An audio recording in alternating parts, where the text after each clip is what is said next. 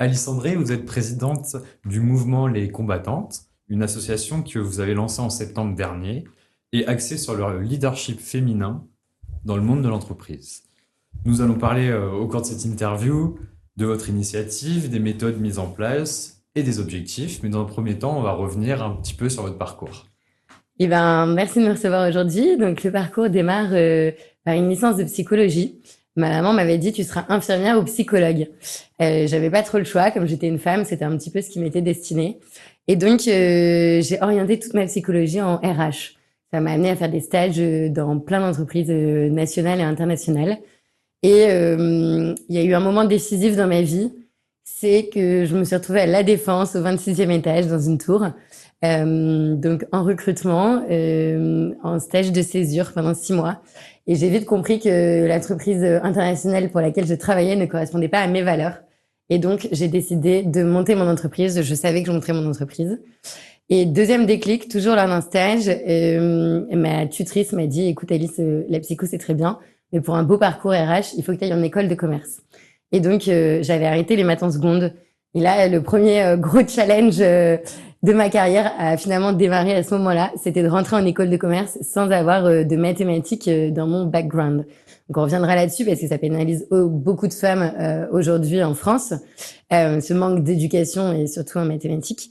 Et donc, je rentre en école de commerce et évidemment, quand je passe le concours de schéma, je demande le master entrepreneuriat. Et donc, là démarre cette belle feuille de route qui m'a amené à faire tout mon parcours jusqu'à aujourd'hui.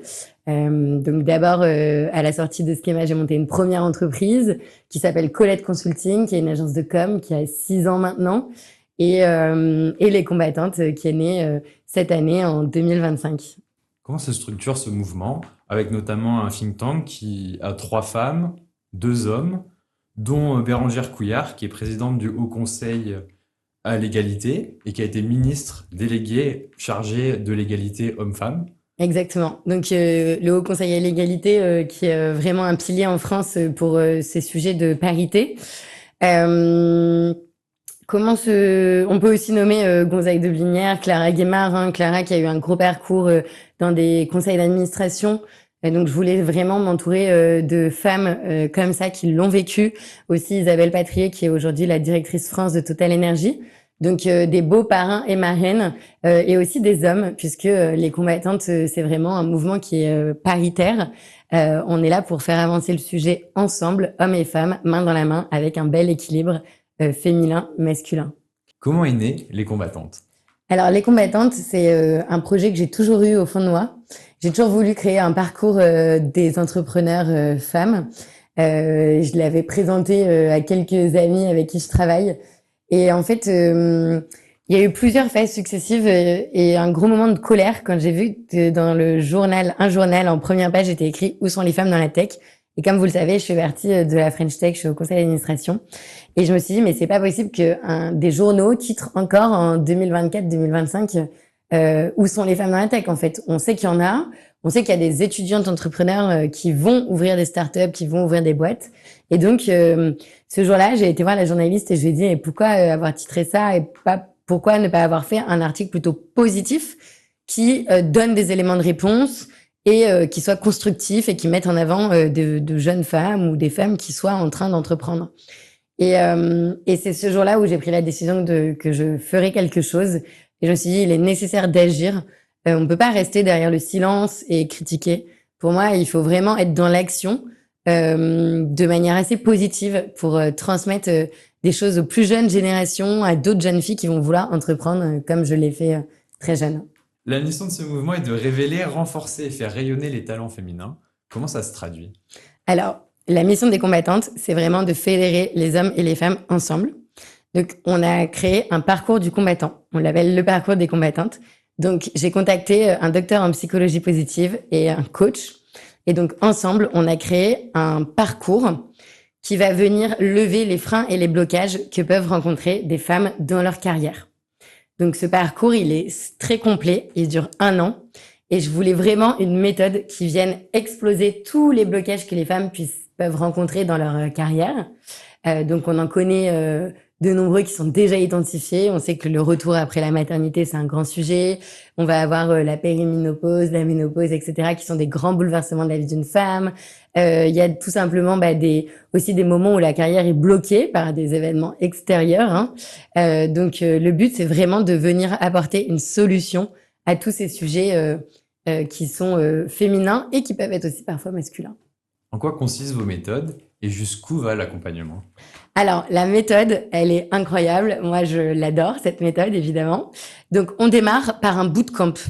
Donc, le bootcamp, c'est 3 jours où on vous emmène. On vous prend, donc ça se passe dans le sud de la France, dans les Préalpes. On prend donc nos participantes soit à la gare de Nice, soit à l'aéroport de Nice. Et là, on va monter dans la vallée. Vous savez, cette vallée qui monte au niveau des Préalpes. Et on va arriver dans un domaine qui s'appelle le domaine La Plume, qui est absolument magique. Vous avez une vision à 180 sur les montagnes. Et c'est une grande demeure familiale. Donc pendant 3 jours, les coachs vont venir travailler tous les sujets autour de la femme. Donc d'abord, on vient instaurer un cocon de sécurité pour que les femmes puissent se sentir bien quand elles vont devoir échanger.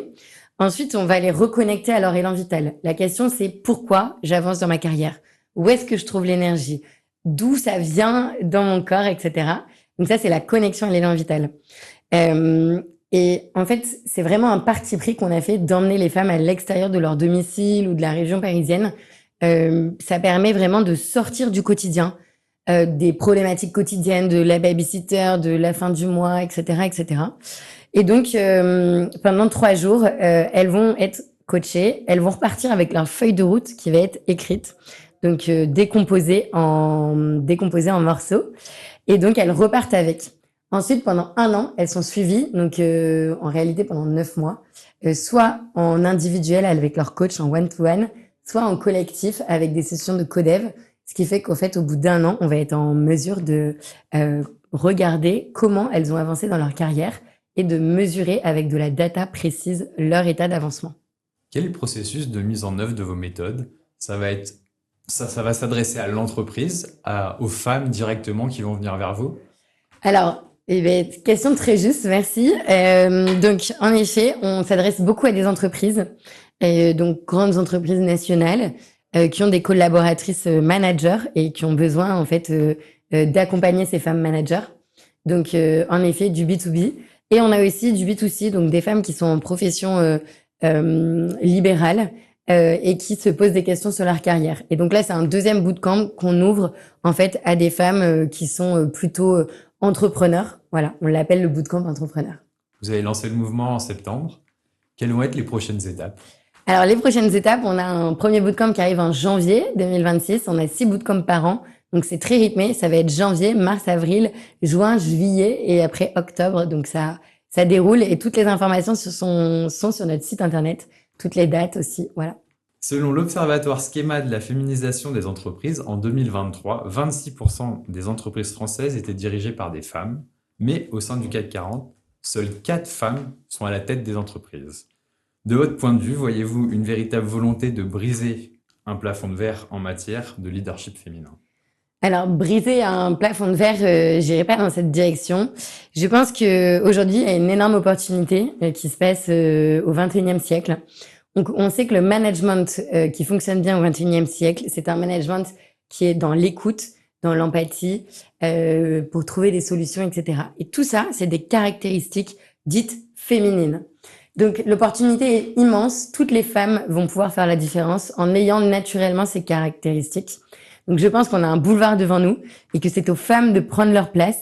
Bien sûr, tout ça, ça se fait tous ensemble. L'idée, c'est d'être vraiment, de s'inscrire dans une roue vertueuse, d'être des leaders inspirants, de montrer l'exemple, hommes et femmes, ensemble. Donc, je pense que le plafond de verre, bien sûr, on peut le briser.